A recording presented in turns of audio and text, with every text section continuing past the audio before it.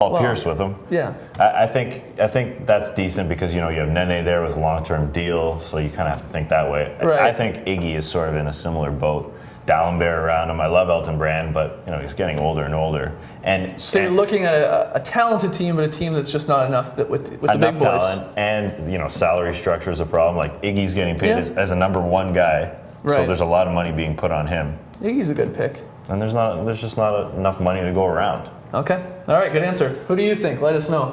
Final one here. One more. What the hell? We're flying. With yet another George Karl team collapsing and on the verge of a playoff flameout, I was wondering, which coach is the biggest liability to his team late in the season and down the stretch? It's hard to beat Karl's numbers. Regular season winning percentage, 590. Playoff winning percentage, 428.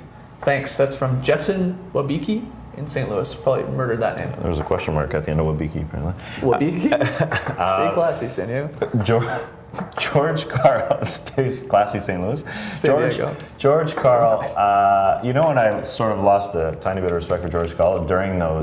When he wore that tie? What tie? I don't know what tie.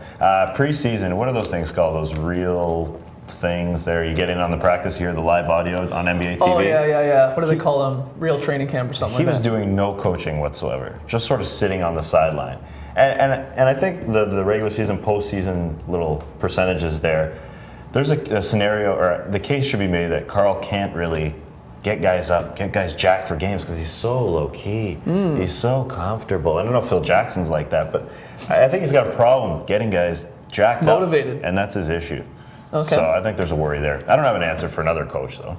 I would think anytime you're in a playoff race where one game might decide whether you're playing or not for that 8th seed or 7th seed or whatever, and your coach is Vinny Del Negro, and it could come down to one play that you need to draw up in the final minutes or final seconds, that's a liability. That's a good call. So I would take Vinny. But George is interesting, and I know we talked about it in the past, that my worry with him is he makes himself a part of the story somehow. And I don't know, because he's been good this year. It's been different, and maybe it helps with Billups there as well. But there's always like headbutting with players, or he's always in the news with some type of controversy that's not really has anything to do with actual basketball.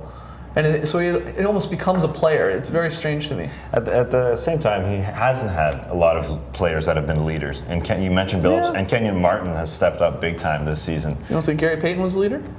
Nah, that's different. Gary Payton's a different kind of leader. It's kind of an annoying kind of leader. Okay, thanks for the emails, guys. Really appreciate it. Love it. Oh boy, lots of lines yesterday. Big lines. You had Dwight, 28-20, but he had 7 turnovers, okay?